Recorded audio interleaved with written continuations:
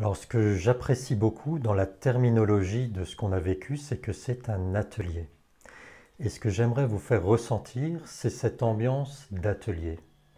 Un atelier, c'est un peu un espace intimiste, où la lumière pénètre par des carreaux vaguement nettoyés, et où se présente là un établi avec toutes sortes d'outils, des outils anciens, des outils plus récents. Il y a une espèce de poussière qui est déjà là, et en tout cas, d'entrer, en entrant dans cet atelier, on sent l'amour de faire des choses qui prennent du sens et des choses qui donnent du plaisir. Et si je peux vous laisser un mot-clé, un fil rouge ou un fil de la couleur que vous voudrez, c'est la notion de plaisir.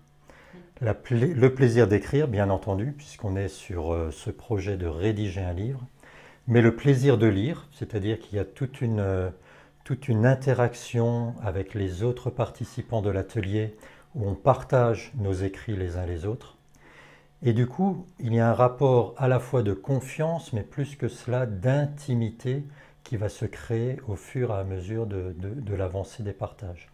Et donc cet atelier devient de plus en plus un lieu de vie à la fois dans les silences, un lieu de vie à la fois dans les fous rires, un lieu de vie à la fois dans des partages très sérieux, très impactants.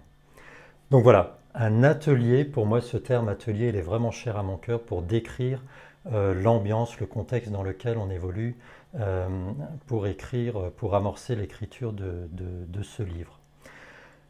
Alors évidemment, il y a une trame qui est à la fois technique, avec des outils qui nous guident, mais il y a aussi, de temps en temps, des pauses ou des réflexions qui ramènent à soi.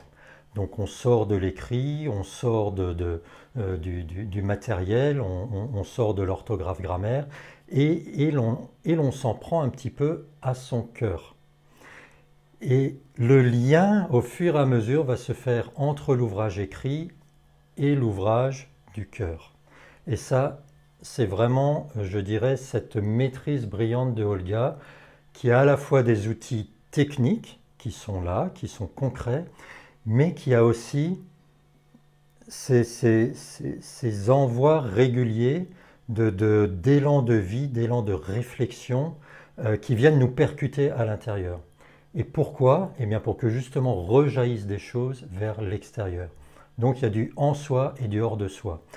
Et finalement, ce que je vais emporter moi de cet atelier, eh bien, je pense que c'est rien. Je vais y laisser énormément de choses, dans le sens où j'ai été raboté au fur et à mesure de l'atelier. Vous voyez, c'est comme ce morceau de bois qui attendait au début de façon un peu brute sur l'établi et qui a été raboté, avec des coups plus ou moins durs, des coups plus ou moins doux. Mais il y a des copeaux qui sont là, de la poussière qui s'envole, et tout ça, je vais laisser pour finalement n'emmener évidemment que mon ouvrage, mais aussi emmener un lien tout particulier entre moi-même et cet ouvrage. Donc un grand merci à Olga pour toute cette humanité qui dépasse même, encore une fois, le soi.